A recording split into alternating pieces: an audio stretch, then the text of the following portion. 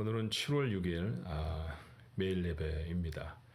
여러분이 있는 어떤 곳에서든지 마음을 정돈하시고 하나님의 말씀 잠깐 마음에 담고 하루를 시작하시거나 또 하루를 살아갈 수 있게 됐으면 좋겠습니다. 함께 기도할까요?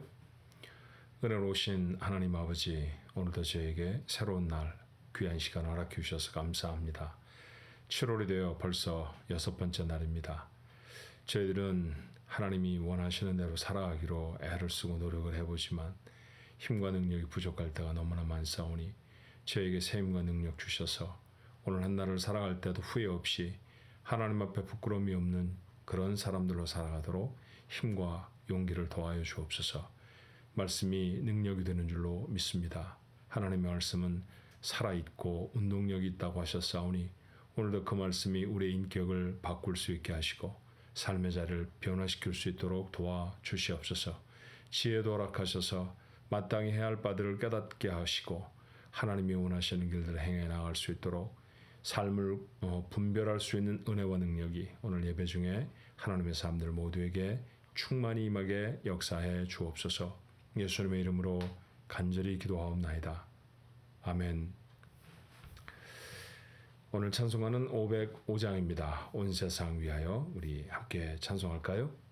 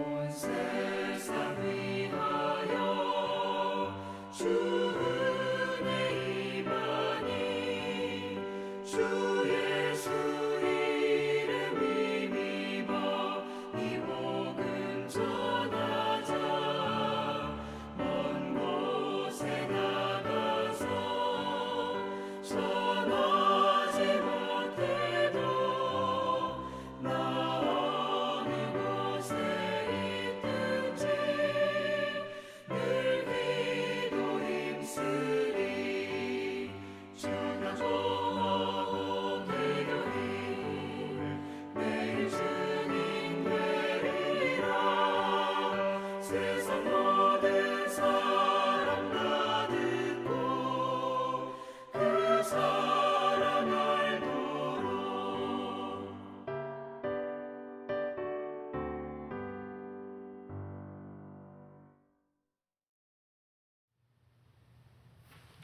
하나님의 말씀 사도행전 8장 2절로 13절까지의 말씀입니다. 사도행전 8장 2절로 13절의 말씀 제가 읽을 터인데 여러분도 여러분의 처소에서 함께 읽어주시기를 바랍니다. 2절부터 읽습니다. 경건한 사람들이 스데반을 장사하고 위하여 크게 울더라. 사울이 교회를 잔멸할세 각 집에 들어가 남녀를 끌어다가 옥에 넘기니라. 그 흩어진 사람들이 두루 다니며 복음의 말씀을 전할세 빌립이 사마리아 성에 내려가 그리스도를 백성에게 전파하니 우리가 빌립의 말도 듣고 행하는 표적도 보고 한 마음으로 그가 하는 말을 따르더라. 많은 사람에게 붙었던 더러운 귀신들이 크게 소리를 지르며 나가고 또 많은 중풍병자와 못 걷는 사람들이 나으니 그 성에 큰 기쁨이 있더라. 그 성에 시몬이라 하는 사람이 전부터 있어 마술을 행하여 사마리아 백성을 놀라게 하며 자칭 큰 자라 하니 낮은 사람부터 높은 사람까지 다 따르며 이르되 이 사람은 크다 일컫는 하나님의 능력이라 하더라. 오랫동안 그 마술에 놀랐으므로 그들이 따르더니 빌립이 하나님 나라와 및 예수 그리스도의 이름에 관하여 전도함을 그들이 믿고 남녀가 다 세례를 받으니 시몬도 믿고 세례를 받은 후에 전심으로 빌립을 따라다니며 그 나타나는 표적과 큰 능력을 보고 놀라니라. 아멘. 사도행전 목사하시면 어떠세요? 굉장히 드라마틱하다 그런 생각이 들지 않으십니까? 오순절 성령 강림으로 놀라운 교회의 팽창과 부흥을 보기도 했고요. 그 가운데 재정적인 문제로 아나니아와 삽비라의 비극적인 사건도 또 교회가 와해될 뻔한 사도행전 6장의 모습도 보았습니다. 그러던 교회가 위기를 넘기고 일꾼을 잘 뽑아내서 더욱더 복음이 흥황케 되어지는 정말 기분 좋은 말씀을 묵상하고 있는데 갑작스런 스데반의 순교가 성경에 기록되어 있죠. 사도행전 7장 전체는 그 세워진 첫 번 7명의 안수 집사님 중에 한 분 빌립 집사님의 유대인 앞에 선 설교입니다. 그 설교를 마치고 그분은 안타깝게도 사람들에 의해서 죽임을 당하고 그 죽임 당하는 자리에 증인으로 섰던 사람이 앞으로 신약교회에 놀라운 인물이 되어질 바울이라고 불려지는 사울이었습니다. 그런 사건들을 읽으시며 오늘 사도행전 8장에 도착을 했죠. 자, 예루살렘 교회가 참 어려움을 당하였습니다. 스데반이 순교했습니다. 스데반 교회가 칭찬하는 사람이었죠. 성령과 지혜가 충만한 사람이었고 뽑아놓고 보니 믿음도 충만한 사람이었다. 성경의 기록을 우리는 잊지 않습니다. 얼마나 교회가 그를 사랑했을까요? 얼마나 듬직한 일꾼이었겠습니까? 기대에 부응하듯 그는 참 많은 곳에서 참 많은 하나님의 귀한 사역들을 감당을 해냅니다. 이사와 기적도 나타나고 하나님이 기뻐하신 일들이 저의 삶에서 일어났는데 갑작스레 순교를 당하지요. 자, 스데반의 순교로 끝나지 않았습니다. 사울을 비롯한 대제사장의 무리들은 이제는 교회를 오늘 본문의 말씀 보니 잔멸이라고 했죠. 교회를 다 무너뜨리고 다 흩어버리는 것입니다. 그렇게 부흥하던 예루살렘 교회는 흩어져 버렸습니다. 안타깝고 슬픈 기록이죠. 최근에 팬데믹 이후 신앙생활이 여의치 않아서 교회를 떠나는 사람들이 참 많습니다. 믿음의 문제이기는 해도 교회는 대단히 위기에 그런 상황을 직면하고 있죠. 그런데 어떤 교회가 문을 닫았다, 어떤 교회가 더 이상 모이질 못한다라는 이야기를 들으면 여러분 마음은 어떠세요? 전 참 마음이 많이 아프더라고요. 총회 가운데, 노예 가운데 그런 교회들이 가끔씩 들려지면 제가 마음이 참 많이 아파서 하나님 앞에 다시 한번 기도하게 되곤 합니다. 예루살렘 교회, 지상에 세워진 어쩌면 신약시대의 첫 번째 교회인데 그 교회의 이처럼 안타까운 모습은 우리에게 슬픔이 되어짐직하지요. 질문을 해봐야 하지 않을까요? 내 피로 사서 세운 교회, 교회를 향한 예수님의 하나님의 표현이시지 않았습니까? 예수님의 피를 흘리셔서 교회가 세워졌고요. 그렇기 때문에 세상에 있는 모든 교회는 하나님의 것입니다. 우리도 우리 것은 지키죠. 그렇다고 하면 하나님은 하나님의 교회를 왜 지키지 않으셨을까? 사울 정도가 뭐라고? 유다에 살고 있었던 대제사장들과 그들에게 주어져 있는 제한적인 권세가 무엇이라고 교회를 회파하도록 하나님은 내버려 두셨을까? 분명한 것 하나는 하나님이 그들보다 능력이 없으셔서는 아니었을 거예요. 그렇다고 하면 이 가운데 무슨 뜻이 있지 않았겠습니까? 예, 그 뜻이 있었습니다. 그리고 초대교회 성도들은 그 뜻을 분명하게 알고 있었죠. 우리는 예수님이 승천하시기 직전에 제자들에게 하신 말씀을 기억합니다. 마태와 누가는 조금 다르게 기록하는데요. 마태는 마태복음 28장에 모든 민족에 가서 복음을 전해 세례를 주고 저들을 내가 너희들에게 가르친 것을 가르쳐서 지키도록 하라 이런 말씀으로 맺는 반면 누가는 사도행전 1장에서 예수님의 마지막 말씀을 이렇게 담습니다. 8절의 말씀이었죠. 오직 성령이 너에게 임하시면 너희가 권능을 받고 예루살렘과 온 유대와 사마리아와 땅끝까지 이르러 내 증인이 되리라. 사실 뜻으로 놓고만 보면 마태복음 28장에 나온 마지막 예수님의 유언과 같은 당부나 오늘 사도행전 1장 8절에 나타난 예수님의 명령이나 같은 명령이죠. 대사명, 대위임령이라고도 부를 수 있는 그런 말씀인데 자, 그 말씀의 표현이 좀 다르지 않습니까?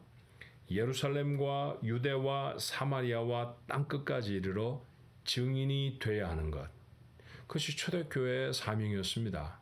그런데 예루살렘에서 복음이 전해지고 많은 사람들이 교회로 돌아옵니다. 우리가 기억하건대 한 번은 3,000명이었고 또 다른 경우에는 5,000명이나 되는 사람들이 교회 멤버가 되어졌죠. 그러니 교회가 어마어마하게 부흥했다는 얘기 아닙니까?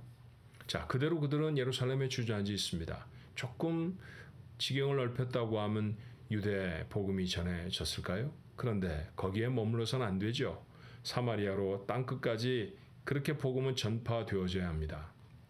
그런데 교회 안에 문제가 생겼고 문제를 해결하느라 그들은 고심했고 그러느라 예루살렘에 어찌 보면 주저앉아 있는 모습이었죠. 하나님은 그 교회를 흩으십니다.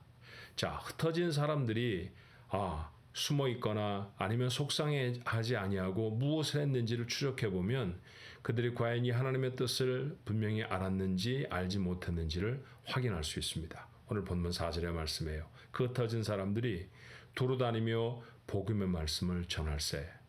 여러분 이 말씀을 읽으면 이상하셨어야 됩니다. 묵상하시면서 이상한데 이런 생각을 하셨어야 하죠. 왜냐하면 흩어진 사람들이 왜 흩어지게 됐습니까? 이사를 가고 싶어서 새로운 문물을 접하기 위해 흥미와 관심이 지대하여서 흩어진 것이 아닙니다. 그들은 그곳에 남고 싶었는데 핍박을 받아서 마지못해 흩어진 것이죠. 이유가 무엇이었나요? 교회를 이루었기 때문이고 복음을 전했기 때문입니다. 그러면 복음을 전한다는 것은 역시 이전에 그들이 당했던 핍박을 다시 당할 수 있는 위험의 요소가 있다는 얘기 아닙니까? 그러니 그들은 복음의 말씀을 전해서는 안 되는 것이죠.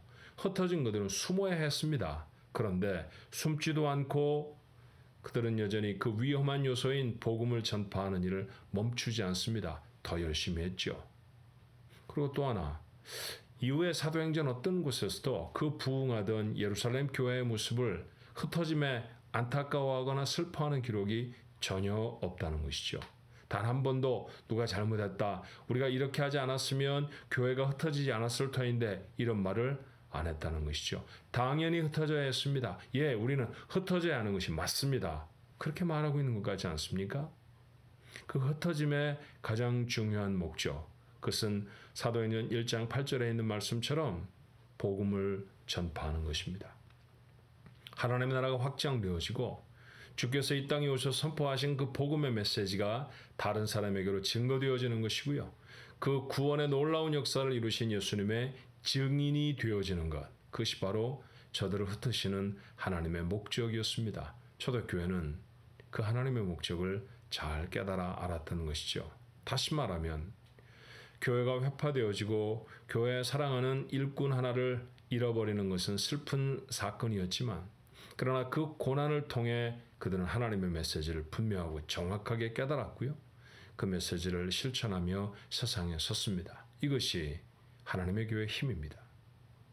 이 땅을 살아가는 오늘 우리들의 삶도 힘 있는 삶을 살아간다고 하면 이런 삶을 본받아야 하지 않을까 하는 생각이 들어요.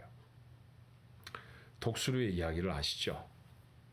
독수리는 새 중에 왕이라고 일컬어집니다. 크기에 있어서도 다른 여타 새보다는 월등히 크고요. 힘 대단합니다.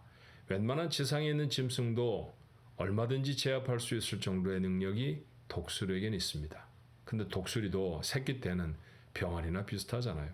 사실 병아리와 섞어 놓으면 이게 병아리인지 독수리 새끼인지 알아보기가 우리 같은 사람은 어려울 수도 있습니다. 그런데 어느 만큼 자라고 나면 독수리는 독수리 새끼들을 가르치지요. 자기의 날개 위에 달고 높은 절벽에 올라가서 얼마를 지나다가 그만 그 절벽에서 굴러 떨어뜨립니다. 밀어내버리는 것이죠.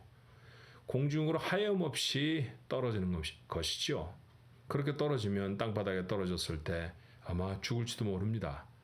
그렇게 위기의 순간을 지나갈 때 맨 마지막까지 날갯짓을 하지 못하면 어미나 아비가 와 다시 그들을 날개에 받아 또 높은 곳으로 올라갑니다. 얼마쯤 지나면 또 다시 떨어뜨리죠. 언제까지 그런 일을 할까요? 자신과 같이 세중의 왕이라고 불리워지는 그 늠름하고 멋진 모습의 활강이 가능해질 때까지 그렇게 부모 독수리는 자신의 새끼 독수리를 공중에 던지고 다시 던지는 것입니다. 공중에 던져져 떨어지는 것은 고통스럽고 두려운 일입니다. 그러나 그 과정을 통해서 그들은 비로소 독수리가 되어줄 수 있는 것이죠. 인생을 살아가면서 고난이 한 번도 없었으면 좋겠다. 그런 생각 종종 하게 됩니다. 고통스러운 상황을 만나면 참 괴로워요.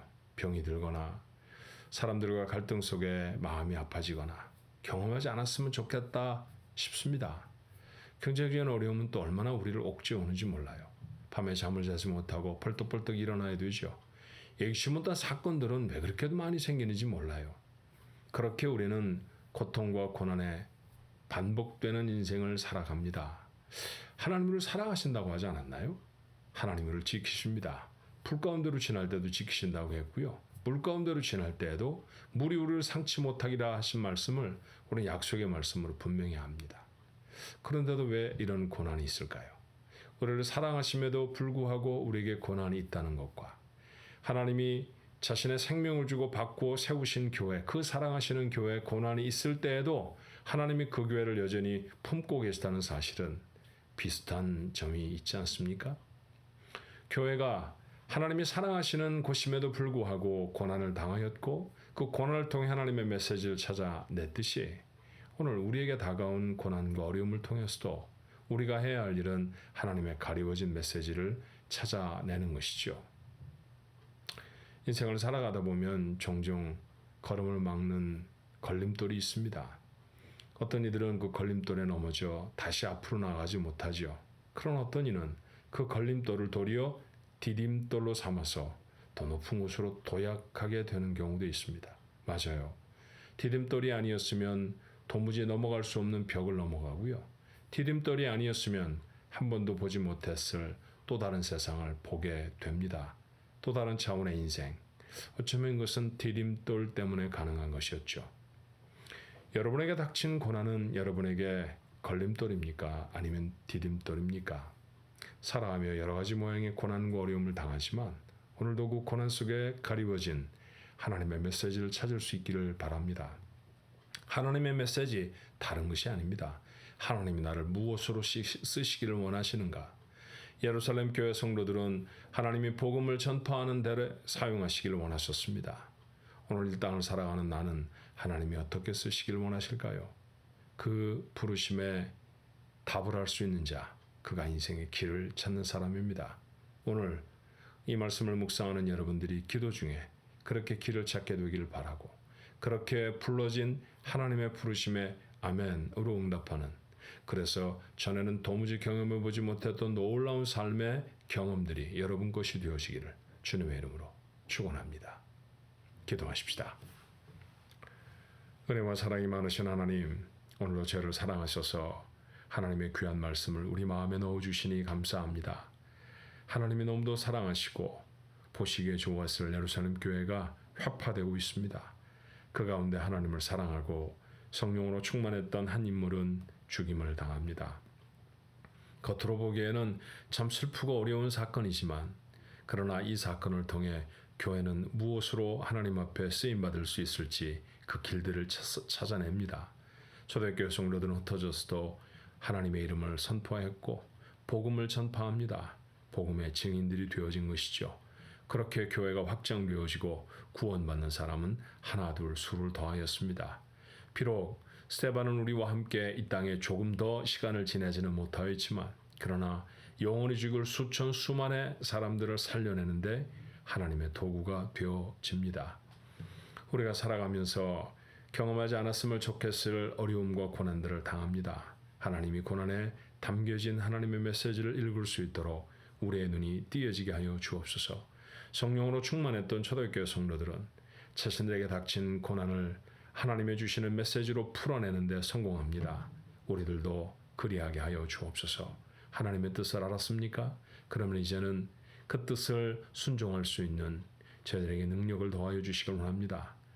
하나님의 뜻임이 분명해도 세상에 두려워서 그 뜻 앞에 선뜻 나아가지 못할 때가 참으로 많사오니 하나님 부족하고 연약한 저희들을 용서하여 주시어서 하나님 새 힘으로 든든케 하여 주시어서 아버지 하나님 우리 앞을 막아선 문제가 우리의 삶을 넘어뜨리는 걸림돌이 아니라 삶을 한 번 더 일으켜 또 다른 차원의 삶으로 불쑥 올라설 수 있는 디딤돌들이 되도록 하나님 오늘 이 아침에 예배하는 하나님의 사람들 모두에게 은혜와 능력을 더하여 주시옵소서. 그렇게 또 다른 차원의 인생을 살아낼 수 있는 그 가능성을 만나고 또 그 경험을 하는 복된 하루가 저희들에게 주신 오늘 이 귀한 하루가 되게 하여 주옵소서. 예수님의 이름으로 간절히 기도하옵나이다. 아멘. 이 시간에 기도할 때 오늘 우리에게 닥친 어려움과 고난을 통해서 하나님의 메시지를 읽을 수 있도록 도와주옵소서. 그 메시지를 읽으면 그 메시지대로 순종할 수 있는 저희 모두가 되게 해 주옵소서. 우리 그렇게 하나님 앞에 기도하며 나아가십시다. 기도합니다. 은혜와 사랑이 많으신 아버지 하나님, 저희를 사랑하셔서 하나님 앞에 서게 하셨사오니 오늘도 아버지 앞에 무릎 꿇고 머리 숙인 하나님의 사람들마다 자신이 당한 고난과 어려움을 통해 하나님의 메시지를 읽을 수 있는 귀하고 특별한 능력들, 귀한 은혜의 시간, 그 경험, 그 귀한 기회를 허락하여 주시옵소서. 저들 모두가 다 고난을 극복하고 아버지 하나님 주신 새로운 차원의 삶을 살아갈 수 있는 우리 가족들 모두가 오늘 이 매일 예배에 참여하는 주의 사람들이 되어지도록 축복하옵소서.